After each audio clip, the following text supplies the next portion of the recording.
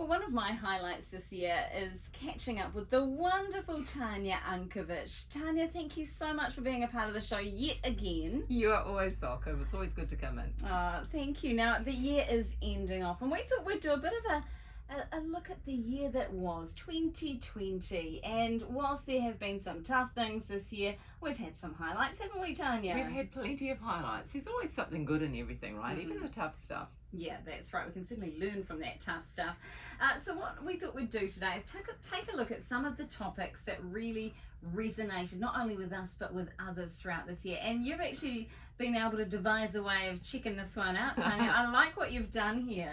Yes, I've taken a look at the YouTube channel, right? My YouTube channel, and just saying, well, what are people watching? Which ones did they really like? So I've picked out 10. 10? Of the interviews that you and I've done, or me and Andrew, yeah. yes, and just giving you the headings, and then we can just do a quick run through, and maybe I can give you a quick strategy. Oh, that sounds that fantastic. What do you think? Let's go there. So let's talk about the first of the 10. I like this. I own you 2020. Now I'm thinking this has to be during COVID or after COVID. When did we do this? This one was probably around August, I believe, and it's the one that's had the most hits. Really? Yeah, a lot of people have watched this one. Okay. And it was really all about how to deal with 2020, how to cope with lockdown, how to cope with COVID, and how to reframe it and not make it drown you, go to a place of faith instead of a place of fear. So we covered that in I Own You 2020. And that is about you going, actually, I'm going to own this year. I'm not going to run from it and go, what a terrible year. It was actually a good year because we've all learnt how to be resilient, haven't we? Once upon a time, we would never have known we'd go through a pandemic, right? And we're all still here. Thank you, God. Thank you. Now, I think what we can do with that too is sort of build on that I Own You 2020 and go, actually, 2021, I own you even more. I'm going to own 2020 like a boss. Yeah, exactly. So this is something that we can actually build on too.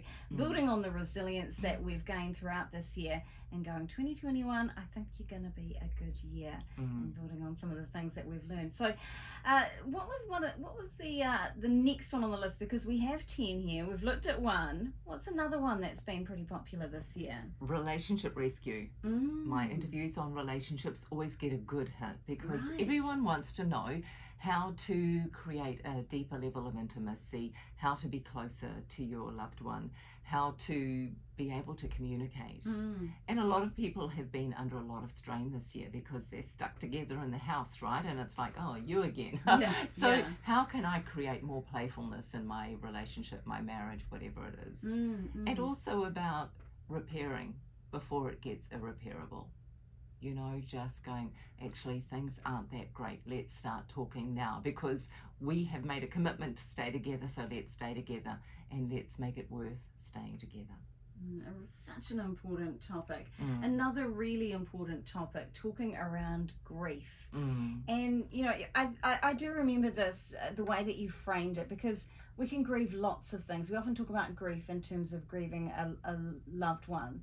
But grief comes in so many different forms, doesn't it? Oh, it sure does. And this year is unprecedented, right? We're all experiencing grief. We're grieving a life that we once knew. We're grieving the freedom that we once had. We're grieving not getting on an airplane. Yeah. We're grieving the loss of jobs. Of course, there are people grieving loved ones. Some are grieving their own health because they've had COVID and they're not as healthy as they once used to be. There are so many areas of grief, and it's about embracing each other and going, we're in this together, actually.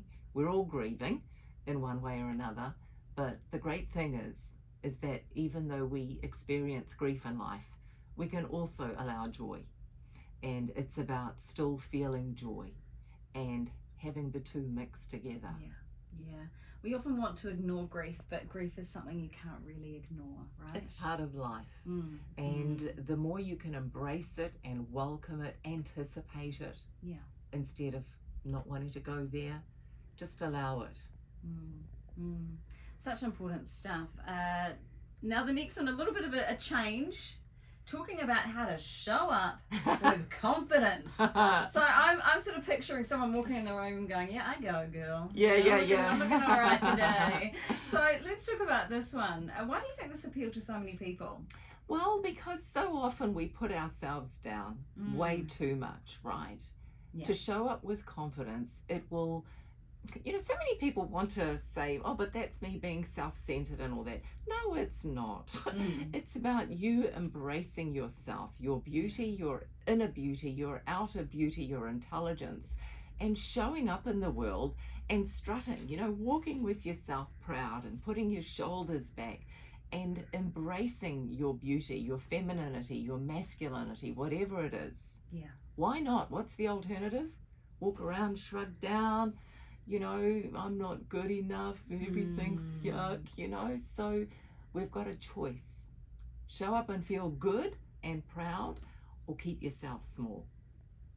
I'm going to choose the first one. I think I will too, actually, especially as we enter into the new year. Yeah. Role models. I think, we often forget that actually there probably have been some role models in the past. Why not do the whole role model thing even now, right? Yes. Yeah. And, so often we look outside of ourselves for a role model, which is fantastic. But I always invite people to take a look in the mirror. That's so cool. Yeah, because, you have done something great in your life already. You have reached a point of magnificence somewhere in your life. Maybe you've just forgotten. Maybe you've forgotten how magnificent you are, how beautiful you are, how accomplished you are. So take a look there first. Take a look in the mirror. Remember who you are. Remember how far you've come, and start there. That is your ultimate role model. Wow, I can imagine that would be a very popular one indeed. Now, something that, it talks a lot about in the Bible is that whole thing of worry. And one of the more popular conversations that we've had this year is all around worry. Why worry? Because it probably won't happen anyway. Let's talk about that one. Yeah. And the thing that's coming to mind now is that quote by Mother Teresa saying that when we worry, that means we're not trusting God. The other thing is when we worry, that means we're not trusting ourselves. Yeah. We're anticipating something negative, something bad is going to happen. And often what creates that worry is this lack of belief in ourselves that we're going to be able to cope with it. We think we're going to crumble. What if, no matter what you are presented with, you've got it? You own it. Why worry, eh? Why worry? Yeah. It's probably not going to happen anyway. And, so often we make assumptions. We create a story in our mind of what may happen or what did they really mean. And then we start worrying and, what's going to happen? And it's like, stop, take a breath, remain in the 24 hours today and deal with today. It's a good thought, isn't it? Now, another one is overcoming overwhelm. And this was through lockdown. People did feel overwhelmed. What were some of the things in that conversation? Well, again, about living one day at a time. And, so often we get into this place of uncertainty because we rely on others around us for that certainty. We rely on situations, we rely on external things for certainty. And wasn't it great that during lockdown we had to go within and get that certainty from within? Not from others, not from going out and shopping and feeling good by buying stuff. Yeah. We had to feel good and get this personal certainty within. And when you have that strength within, you've got the ability to overcome anything. Any adversity, any overwhelm. In fact, you go, overwhelm? You come and try it on me. It doesn't bother you anymore. Not as much anyway. Yeah. Taking a fearless moral inventory of your life. That almost sounds frightening, Tanya, but that clearly appealed to people. What was that about? Well, remember we did the 12 steps of AA? Yes, that's right. Okay, so one topic was step 1, 2, and 3. I can't, he can, so let him. Just surrendering and admitting that you've got a problem, whether it be food, alcohol, life. Yeah. And often on this journey of going within and working out what it is that is bothering me, why do I do the things that I do, It's about starting to look at your life, and by journaling and taking this inventory of the things that we struggle with, the people that we struggle with, the people who we haven't forgiven, the people who we're still angry at, the reasons we're angry at ourselves. So we go deep. We take this moral inventory, we look at it in front of us and go, oh wow, and it hurts a bit when you look at it, but then you get to a place of realizing what it feels like when you face it and you see it and you go, okay, I see that I still feel shame, I still feel unforgiveness. How's it serving me? And then you make that decision. I don't want this anymore. I'm going to be willing and ready to let it go. That's the power of doing a moral inventory. Yeah, it's tough, but no doubt worth it. The next on the list is identifying and managing your feelings. We're taking a look at the top 10 subjects of this year. So let's talk about this one. What was this about? Well, when you've got that piece of paper in front of you, right, and you're looking at those feelings, you're looking at shame, you're looking at guilt. It's about, it is tough, as you've just said. It is tough, but it's a lot tougher hanging on to them.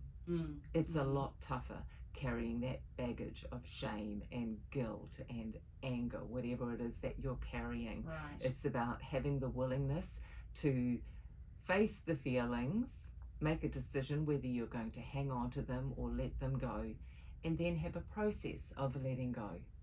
And doing that moral inventory is a process of letting go. Yeah. And lastly on the list, this is the 10th one here, those deep internal shifts to make change. It's seeing that piece of paper, seeing shame, seeing guilt, seeing the things that are holding you back in life, and number one, making a decision. I don't want to carry this anymore. I want my life to be different. And it means getting honest. That's another deep shift to make. You've got to be honest in order to say, it's not working for me right now, and part of the problem is me. So you then make a decision, I'm going to make a change because I don't want this piece of paper to be written with guilt and shame. I want it to say joy, fulfillment, achievement, all of those things. So you take a look at what's going on. And you also go through a process of looking in the mirror, like we said before, looking at the role model, the person that you see in the mirror. That's the person who's actually going to make that change. That is the person who's going to be able to go, Tanya, Diane, you've got this. You've got everything it takes. It's about learning how to trust yourself, that you can turn it around. It's about doing it, making the decision, and then once you've done it, leading by example and showing others how to do it. Hey Tanya, it's been a fun year. It's been a hard year, but a fun year with you, and I've learned so much. Now the great thing is that people can check out all of these interviews. They're on our website, but also on your YouTube channel, which I think is very cool. So do take a look at them there. And I'm thinking the new year, we've got some things to talk about. So let's welcome you back. I look forward to 2021. Same. Happy Christmas to you as well. Merry Christmas.